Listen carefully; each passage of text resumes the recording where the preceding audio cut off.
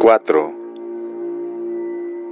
2 meses después de la publicación de aquel artículo en el periódico, el muchacho fue bautizado en la fe católica. Hizo su primera confesión y lo confesó todo. 5. El sacerdote de la aldea era un anciano de cabello blanco y rostro atrapado en una red de arrugas. Desde la cara curtida por el sol, los ojos atisbaban con una vivacidad y una avidez sorprendentes. Eran unos ojos azules muy irlandeses. Cuando el hombre alto llegó a su casa, el cura estaba sentado en el porche tomando el té. Junto a él había un hombre bien trajeado, con el cabello peinado con raya en medio y tal cantidad de brillantina que al hombre alto le hizo pensar en viejas fotografías de 1890. «Soy Jesús de la Rey Muñoz», se presentó el hombre. «El padre Gracon me pidió que hiciera de intérprete, porque él no sabe inglés. El padre ha hecho a mi familia un gran servicio que no me está permitido mencionar». Mis labios permanecieron igualmente sellados respecto al problema que él quiere plantear. ¿Está usted de acuerdo? Sí. El hombre estrechó la mano de Muñoz y después la de Gracon. Este habló en español sonriendo. No le quedaban más que 5 dientes, pero su sonrisa era alegre y amplia. Pregunta si aceptaría usted una taza de té. Es té de menta, muy refrescante. Me encantaría. El muchacho no es su hijo, dijo el sacerdote una vez superadas las formalidades. No. Su confesión fue muy extraña. En realidad, en toda mi vida de sacerdote no había oído una confesión tan extraña. No me sorprende. Y lloró, continuó el padre Gracon mientras bebía su té, con un llanto intenso y terrible que parecía proceder de lo más profundo de su alma. ¿Debo hacer la pregunta que esa confesión implica? No, respondió con calma el hombre alto. No es necesario. Le dijo la verdad. Ya antes de que Muñoz se lo tradujera, Gracon asentía con la cabeza, y su rostro había cambiado de expresión. Se inclinó hacia adelante, con las manos cruzadas entre las rodillas, y habló durante largo rato. Muñoz le escuchaba atentamente con el rostro inexpresivo. Cuando el sacerdote terminó, el intérprete empezó a hablar. Dice que en el mundo hay cosas extrañas. Hace 40 años, un campesino de El Graniones le trajo una lagartija que gritaba como si fuera una mujer. También ha visto a un hombre que tenía estigmas, el sello de la pasión de nuestro Señor, y que le sangraban las manos y los pies el Viernes Santo. Dice que esto es una cosa terrible y tenebrosa, grave para usted y para el muchacho, sobre todo para el chico. Es algo que le está carcomiendo. Dice... Gracon volvió a hablar brevemente. Pregunta si usted entiende qué es lo que ha hecho en esta nueva Jerusalén. En Jerusalem Slot, repitió el hombre. Sí, lo entiendo. Gracon volvió a hablar. ¿Quiere saber qué es lo que piensa hacer al respecto? El hombre alto meneó muy lentamente la cabeza. No lo sé. Gracon habló de nuevo. Dice que rezará por ustedes. 6.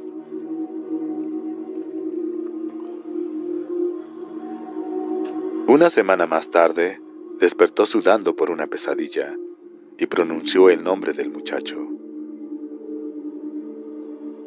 «Tengo que volver», anunció. El muchacho palideció bajo su bronceado. «¿Puedes venir conmigo?», preguntó el hombre. «¿Tú me quieres?». «Sí, por Dios que sí». El muchacho empezó a llorar y el hombre alto le abrazó. 7. Aún seguía sin poder dormir. Había rostros que acechaban en las sombras, elevándose sobre él en un torbellino como caras desdibujadas por la nieve. Y cuando el viento sacudía una rama y la golpeaba contra el techo, el hombre daba un salto. Salem Slot. Cerró los ojos y cubrió su rostro con el brazo. Todo empezó de nuevo. Podía ver el pisapapeles de cristal, uno de esos que cuando se mueven provocan en su interior una tormenta de nieve en miniatura. El solar de Salem.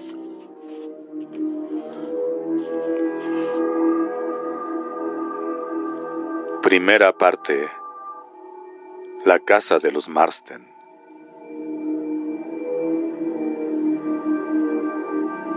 Ningún organismo viviente puede seguir existiendo durante mucho tiempo en la realidad absoluta sin perder la razón.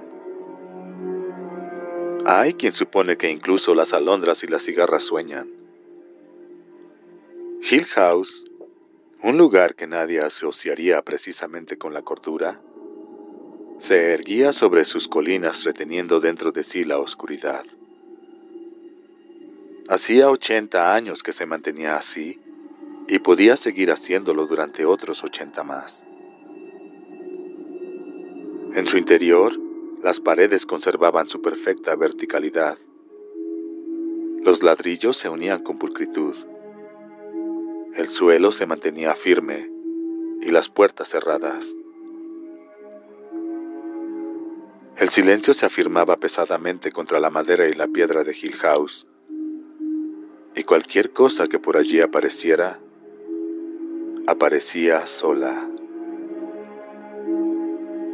Shirley Jackson, The Haunting of Hill House.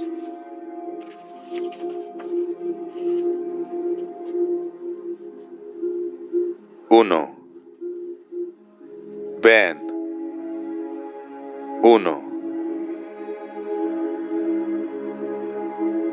1. Tras sobrepasar Portland mientras se dirigía al norte por la autopista de peaje, Ben Mears había empezado a sentir en el vientre un cosquilleo de agitación nada desagradable.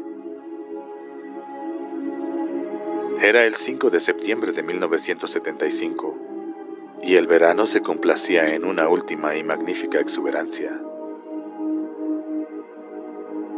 El verde estallaba en los árboles, el cielo era de un azul lejano y suave, y más allá de la línea ferroviaria de Falmouth, Ben distinguía a dos muchachos que andaban por un camino paralelo a la autopista, con las cañas de pescar al hombro, como si fueran carabinas. Pasó al carril de la derecha, disminuyó la velocidad al mínimo permitido en la autopista y empezó a buscar algo que activara su memoria. Al principio no encontró nada e intentó prevenirse contra una decepción casi segura. Entonces tenía 7 años. Hace 25 que corre el agua bajo los puentes. Los lugares cambian y la gente también, pensó. En aquella época la autopista 295 y sus 4 carriles no existían. Si uno quería ir a Portland desde Solar, tomaba la carretera 12 hasta Falmouth, y desde allí la número 1. El tiempo no se había detenido. «Basta de imbecilidades», se dijo, pero era difícil pararse. Era difícil decir basta cuando una gran BSA con el manillar levantado le adelantó súbitamente con un rugido por el carril de la izquierda. Iba conducida por un muchacho en camiseta de deporte, mientras una chica vestida con una chamarra de tela roja y enormes gafas de sol ocupaba el asiento trasero. La aparición fue inesperada y la reacción de Ben excesiva. Pisó el pedal del freno a fondo y apoyó ambas manos en el claxon. La motocicleta aceleró arrojando un eructo de humo azul por el tubo de escape, y la chica se giró para apuntarle con un dedo.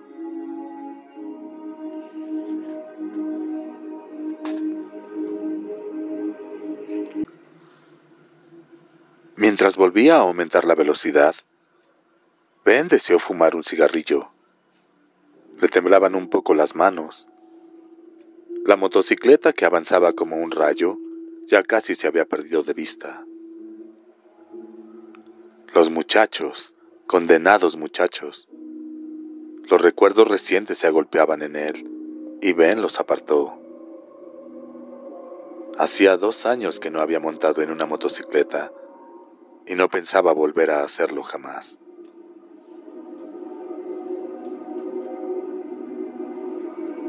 Un destello rojo le hizo mirar hacia la derecha, y al volver la vista, sintió una oleada de placer y gratitud.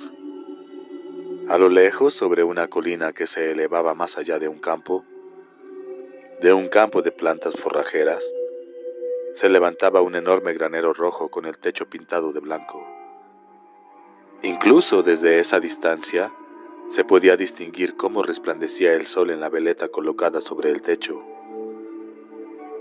Estaba allí en aquel entonces, y allí seguía exactamente con el mismo aspecto. Tal vez después de todo las cosas mejorarían. Los árboles volvieron a ocultar el granero. A medida que la carretera se acercaba a Cumberland, el entorno se hacía cada vez más familiar. Atravesó el río donde de niño solía ir a pescar. Divisó al pasar un fugaz panorama de Cumberland por entre los árboles. Se veía la torre de elevación de aguas de Cumberland con su enorme letrero pintado en un costado. Conservad el verdor de Maine. Tía Cindy había dicho siempre que alguien debería escribir debajo: y traed dinero. Su inicial sensación de exaltación se intensificó, y Ben empezó a acelerar, esperando distinguir el cartel indicador. Unos 8 kilómetros después apareció ante sus ojos. Estaba pintado de un verde luminoso que destellaba a la distancia. Ruta 12. Jerusalem Slot. Cumberland, CTR. Una súbita oscuridad se abatió sobre él, amortiguando su euforia, como cuando se echa arena sobre el fuego. Estos episodios se habían hecho frecuentes desde la época gris de su vida. Su mente quería pronunciar el nombre de Miranda, pero Ben no se lo permitió. Estaba acostumbrado a mantener a raya sus malos pensamientos. Sin embargo, esta vez no pudo hacer nada contra la sensación que se apoderó de él, con una fuerza tan salvaje que lo atemorizó.